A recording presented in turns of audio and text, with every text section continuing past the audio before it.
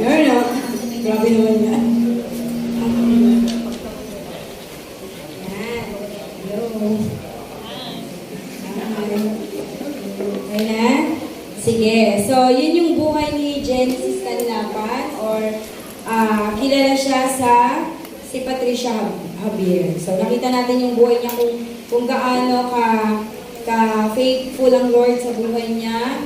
Mula sa akala niya, wasak na siya, pero ang Lord talagang nagbubuo ng buhay ng isang tao, di ba? So sabi doon, baliwala ang lahat kung sinisira mo ang buhay mo. Kahit na anong pagpapagal natin dito sa mundo, kapag hindi natin siya nakabatay ayon sa kalooban ng Panginoon, even yung mga taong dahilan ng paghihirap mo, hindi sila masasatisfy sa ginagawa mo, di ba? So, akala niya, by doing this and that, mapipilis niya yung family niya, pero mismong source ng kanyang inspirasyon, sinabi sa kanya na, baliwala lahat yan kung sinisira mo naman yung buhay mo, di ba? Sometimes, sa sobrang pagmamahal natin sa pamilya natin, sa kapwa natin, ginagawa natin yung mga bagay na akala natin mag-please sa kanila. Pero, for us to please them, unahin muna natin i-please yung Lord kasi everything na gagawin natin will please them also. Amen? So, review tayo. Ano yung pinag-usapan natin last week? Anong topic natin? Anong title? True. Anong title? Lesson 1. Siyempre. Lesson opportunities. Ano nga yung title? Title ng lesson. Wala kayong kanin bukas. Very. Yun yung nakasakop doon. Pero anong topic? Yes, learning from our mistakes. Bigyan natin ng jacket si ano. Yeah. So, learning from our mistakes. And then doon sa sinabi natin that, anong natutunan natin doon? I know that through your devotion, yung lesson nyo na learning about from our mistakes, you got to realize na kahit marami tayong failures, si Lord nagtutulong sa atin na mapagtagumpayan yung mga mistakes na yun. Lumapit lang tayo and then lapit lang ng lapit, di ba?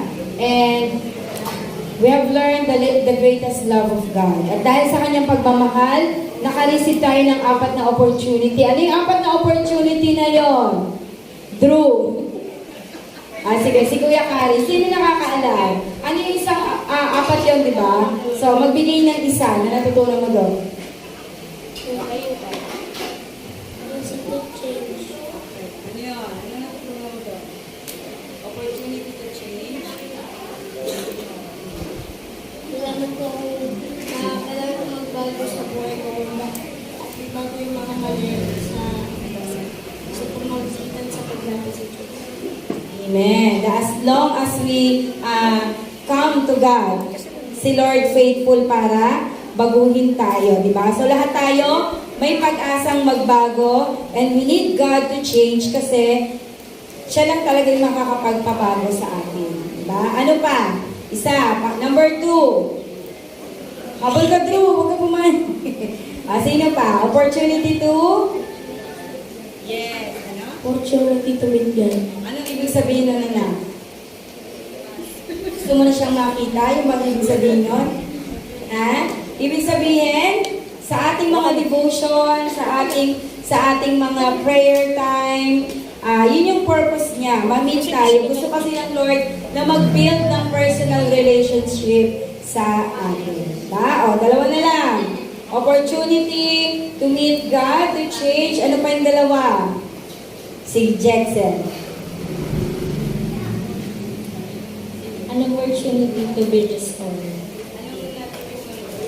So, huwag tayong matakot na kung ano yung past natin, merong time pa rin na mababalik tayo sa new beginning kasama yung si God. Then, isa yun sa way para mamit din yung other 3 opportunities.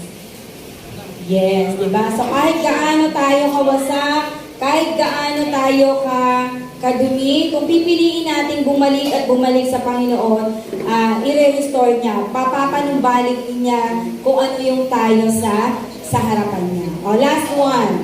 Last na lang. Pinakamaganda to. Pinakamasaya to. If you find... sige.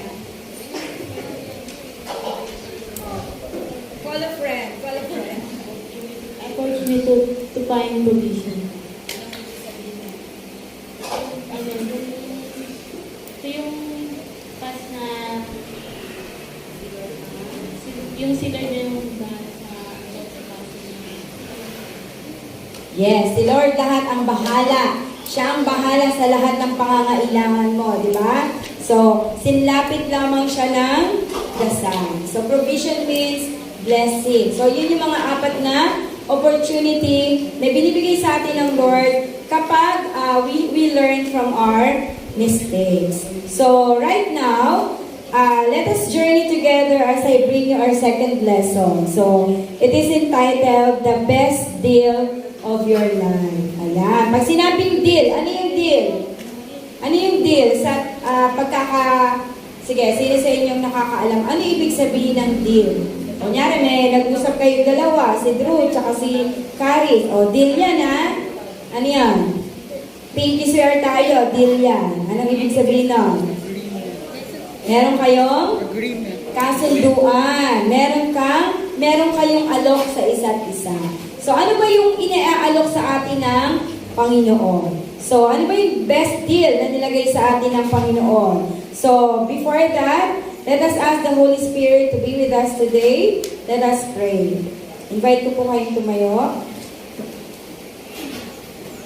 Father God, maraming salamat po sa hapong ito. Thank you, Father God, for the past lesson that we had. Lord God, thank you, Father God, that despite, Father God, of many challenges, Panginoon, this week, pinatunayan mo sa amin, Panginoon, kung paano mo kami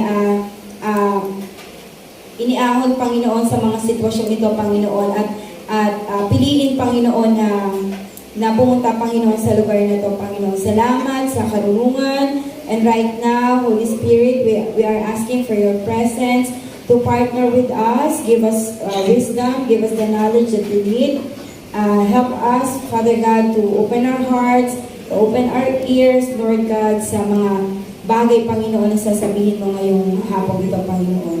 Thank you, Father God. Ikaw po ang maparangalan sa oras na ito, sa pangalan ni Jesus. Amen. Sige, buksan niyo muna ang inyong Bible sa Matthew 13, 45 to 46. Sige. Pag walang Bible sa sunod, face the wall. Charot. Sige, Matthew 13, 45 to 46. Sige, Caris, may binubuksan ka dyan. Basahin mo nga na. Sige. Pakibasa. Drew. Para sunod-sunod tayo. Ang kaharian ng Diyos ay katulad din nito. May isang negosyante na naghanap ng magandang perlas na makatagpo siya ng isang mamahaling perlas. Ipinagbili niya ang lahat ng kanyang ari-arian at pinili ang perlas na iyon. Sige. So, sabi dito, di ba, ang kaharian daw ng Lord ay kagaya nito. So, merong isang negosyante, naghahanap siya ng magandang perlas. Nung makatagpo siya ng isang mamahaling perlas, pinagbili niya ang lahat ng kanyang ari-arian para mabili lamang ang perlas na yun. So, si Jesus ang dahilan kung bakit natanggap natin yung mainam na alok sa buhay natin, di ba? Kaya kung sa tingin mo, hindi ka the best, no. Kasi ikaw yung perlas ng Panginoon. Di ba? Willing si Lord i-give up ang lahat ng meron sa Kanya para lang makuha tayo, para maligtas tayo. Kaya kung sa tingin mo, hindi ka the best, no. Kay Lord, ikaw ang the best. Ikaw ang pinakamahalaga sa Kanya at gagawin niya ang lahat para lang maligtas ka. And because of what He did, He is the only one that gave you the best deal of your life. Kahit maraming mabuting alok sa'yo, ang parents mo, ang classmates mo, ang kaibigan mo. Still, on top of it all, si Lord lamang ang nagbigay sa atin ng pinaka-mainam na alok. So, para mas maintindihan natin yan, ano ba yung ginawa ni Jesus para lang ma-receive natin yung pinaka-mainam na alok niya para sa atin? So, unang-una, syempre, yung unang-unang ginawa ng Panginoon ay, pakibasa po. Sige, basa. Jesus took my place on the cross. Yes, so yan ang unang-unang ginawa ng Panginoon. Pinalitan ni Jesus ang iyong lugar dito sa krus. Noong nakaraan, pinag-aralan natin kung ano yung sinisimbolize ng vertical at horizontal line, di ba, sa cross. And dito, sa cross na yan, pinalitan ng Panginoon yung pwesto mo, yung pwesto natin. Diba? So tulad ng isang mahabaging ama, humanap siya ng paraan para tayo ay maligtas. Nalaman niya na ang tanging paraan para tubusin tayong mga tao ay sa pamamagitan ng kanyang anak na si Jesus. So kailangan gumawa ng desisyon ng Panginoon. Maaaring sirain ang lahat ng sangkatauhan. Pwede niya namang, wasakin na lang tayong mga tao, di ba? Parusahan tayo. Di ba? Pero hindi niya yon ginawa. Dahil sa pagmamahal niya sa atin, pumayag si Jesus na ipako siya sa krus. Diba? Dahil sa kanyang great love sa ating lahat.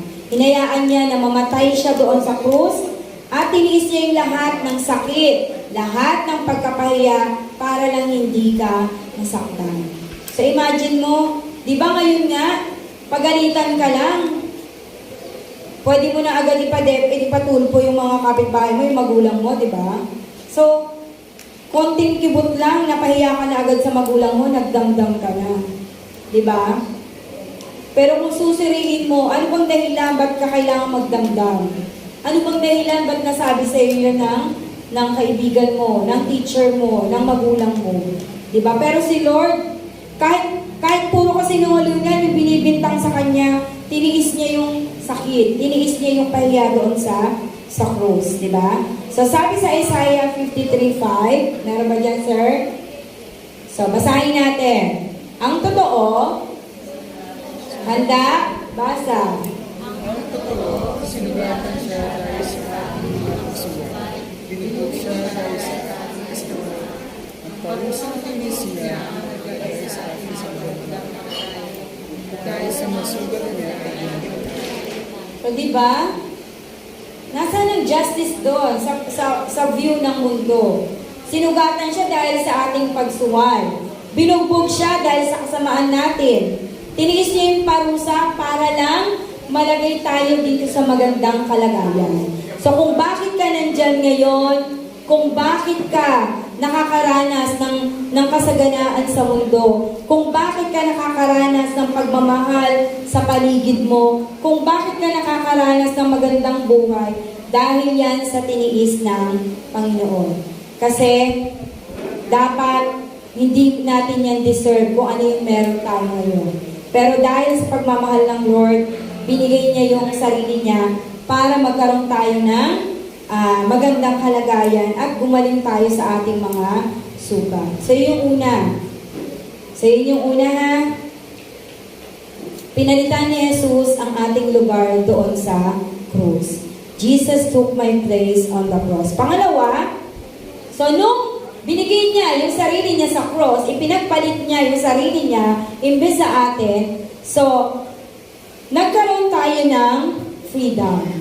So, Jesus paid the price for my freedom on the cross. Binayaran ni Jesus ang ating kalayaan doon sa krus. Sa John 8:34, basahin natin. Sumagot si Jesus, sinasabi ko sa inyo ang totoo. Ang sino mang nagkakasala ay alipin ng kasalanan. Pero nung tinubos tayo ng Panginoon sa krus, alipin pa ba tayo ng kasalanan? Ha? Hindi na. Tayo ay malaya na. Malaya na tayo sa mga kasalanan. Sa pamamagitan ng kanyang sakripisyo, binuksan niya ang pintuan ng bilangguan ng kasalanan kung saan matagal na tayong kinukulong ng kaaway. Pinalaya tayo ni Jesus sa lahat ng mga bagay na nagtulak sa atin sa kasalanan. Ano ba yung selda natin na hindi nakikita? Selda ng maling pag-iisip. Ano pa? Ng mga maling pagnanasa. Ng addiction. Iba-ibang addiction. Hindi lang kailangan magshabu ka, magmariwana ka. No. We can be addicted to a lot of things. Even yung mga bagay o mga tao na ninanasa natin, it can cause us addiction. Diba? Yung mga bini-bini na yan. Diba? Yung mga, anong uso ngayon? Section E. Diba? Kapag sobra-sobra, grabe-grabe, that is leading to addiction. Ano pa? Habitual sins. Yung mga bagay na, ngayon lang naman Lord eh. Tapos inulit mo bukas. Sooner or later, habitual sin mo na yan. Lagi mo na siyang gagawin. So now let us watch a video tungkol sa isang tao. I'm sure kilala niyo to. Sige, Sir Sweetie. Kung paano siya pinalaya ng Lord. I was cool. I thought I was the man. I thought this is the norm. This is how it's supposed to be. Yeah, pag lalaki ka, kailangan matapang ka, maangas ka, kaya mong makipag-away, kaya mong magal sa inuman, kaya mong ipagsabay ng mga babae. Then when I met God and met my faith family, they made me realize I wasn't living. I was in hell. I was living in hell. True life is with God, I'm not being preachy here. I'm not a saint. I still make mistakes. Yan. So, kilala niyo yan? Si Baron Geisler. So, si Baron Geisler, di ba sabi niya, I thought I was a man. I thought I was cool. I thought it was a norm. So, pag sinabing norm, hindi siya pag sinabing norm, parang normal. Parang, ito yung set ng mundo. Ito yung tama. Ito yung cool. Sometimes yung norms ng mundo, hindi yun yung norm para sa Panginoong Jesus, di ba? Ngayon, ano yung mga usual norm na nakikita ko? When it comes to movie, parang very normal na kailangan may nagmumura. Parang hindi happy yung story pag walang nagmumura.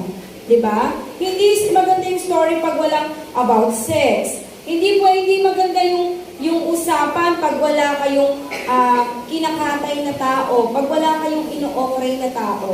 Di ba? That the bully is the strongest. Yun yung norms ngayon, di ba? Kapag hindi ka nakiisa sa kanila, hindi ka belong. Di ba? Kapag hindi mo ginawa yung ginawa nila, hindi ka nila pwedeng kaibigan.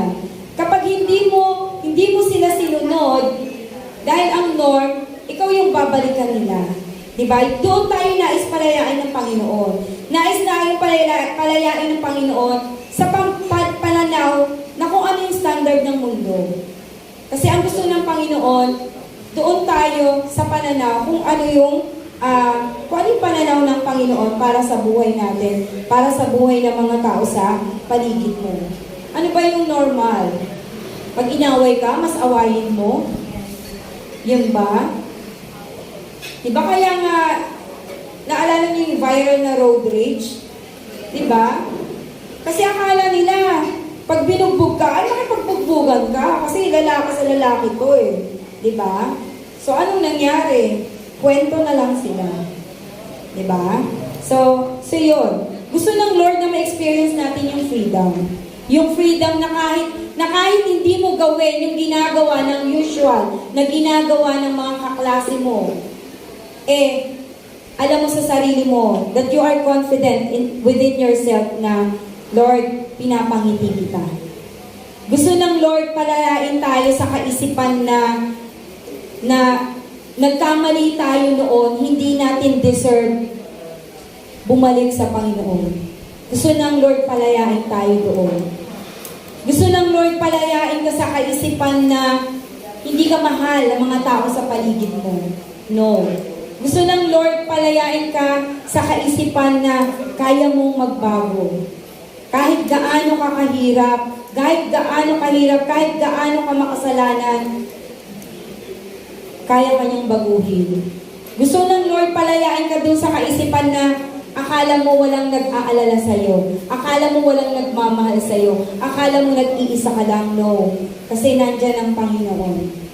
Iwan ka man ng lahat, pero ang Lord hindi kayo iiwan. Diba? Last night, I was crying kagabi lang. So medyo nagbabattle ako bilang sa pagiging ina. Iyak ako ng iyak. Alam mo yung pinakamasakit sa pakiramdam na dependent yung anak mo pag bata pa, pero pag lumaki na sila, parang hindi ka na nila kailangan. Parang pakiramdam mo, kinahihiya ka nila. Parang pakiramdam mo, hindi ka na bilang sa kanila kasi may sarili na silang mundo. And then yet, kagabi sabi ko, Lord, alisin mo yung pakiramdam ko, pero sabi ng Lord, no anak, iwan ka man ng mundo, nandito ako para sa'yo. Diba? Okay yun. So yun, gusto ng Lord palayain tayo sa freedom na yon, na mawala man ang lahat sa'yo, si Lord nandyan para sa'yo. So, winawaksi tayo ng Panginoon sa mga kaisipan na nagkukulong sa atin para lumabo tayo. Gusto ng Lord palayain tayo sa mga bagay na nagkukulong sa atin para mawala yung tiwala natin sa Kanya. Amen? Kaya pag may ganon, waksin nyo agad. Hindi to kaisipan ng Panginoon. Kaisipan to ng kaaway. Mali. Erase agad. So the very purpose bakit namatay ang Panginoon sa krus ay upang iligtas ka, iligtas ang lahat ng tao. At ano man ang tinanggap mong kaligtasan niya sa Panginoon, it is our time as well na i-share yung kaligtasan na yan sa pamilya mo, unang-una.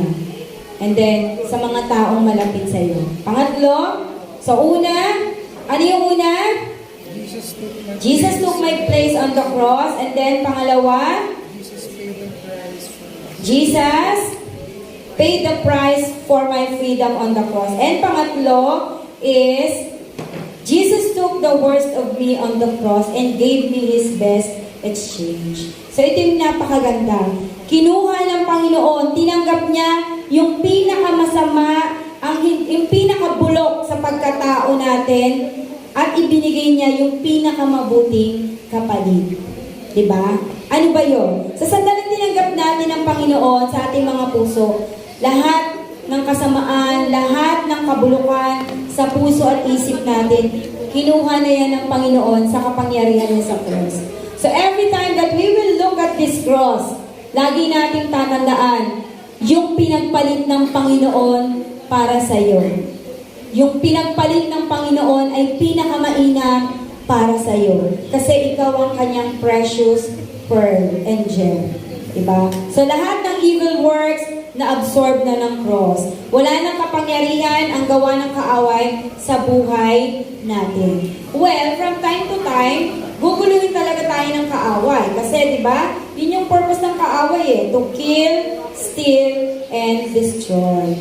Pero ang kapangyarihan ng Panginoon, tatandaan natin na sa cross, pinanalo na yan ng ating Panginoon. Lahat yan tinapos na ni Jesus sa krus. Kinukuha ng Panginoon yung ugali nating mapaghimagsik. Kinukuha ng Panginoon yung kasalanan natin at nilalagay sa atin yung kanyang likeness.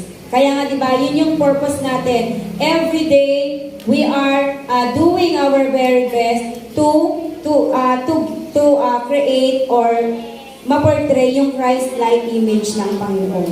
Hindi madali, pero unti-unting hakbang. Diba? So, ang mga pagpapala ng Diyos ay magiging atin kapag binigay natin ang kanyang buhay sa Kanya. So, sabi sa Romans 5:8, basahin natin ng sabay-sabay. Kaya nga, dahil sa kasalanan ng isang tao, lahat ay nakatulong para sa gawin nila dahil sa matuwid na ginawa ng isang tao. lahat ay ituturing na matubig at mabibigyan ng bagong buhay. So dahil sa ating kasalanan, lahat tayo ay nakatulang maparusahan. Pero dahil sa matuwid na ginawa ng isang tao, which is si Jesus Christ, ang lahat ay itinuring na ano daw? Matuwid, at lahat ay nabibigyan ng bagong buhay. Sige. So, sa ginawa tayo matuwid ng Panginoon sa harap ng Ama. Diba? ba? Sa mga susunod na lesson natin, we will learn kung paano tayo ginastify ni Jesus sa harapan ng ating Ama. So, dinala ng Panginoon, dinala ng cross na yan, ang lahat ng ating kalikuan para lang mabigyan tayo ng magandang kalagayan. So, unang-una, ano yung inalok ng Panginoon sa atin? Ano yung trinade ng Panginoon sa atin? Yung ating lugar sa cross. Pangalawa, anong trinade sa inyo ng Panginoon? Ang ating kalayaan. At ang pangatlo, ano ang binigay sa atin ng Panginoon? Yung best exchange niya, which is yung kanyang sarili. So, wag natin kalimutan that every time that we look dyan sa cross na yan, maraming bagay, lahat ng mabubuting bagay ay ibinigay sa iyo ng Panginoon. All you have to do is kunin yon, pagyamanin yon, wear it, diba? Yung perlas pinagmamalaki yan. Yung perlas, precious yan. Huwag natin kakalimutan that you are precious sa mata ng Panginoon. Yun lang po. Thank you so much and God bless.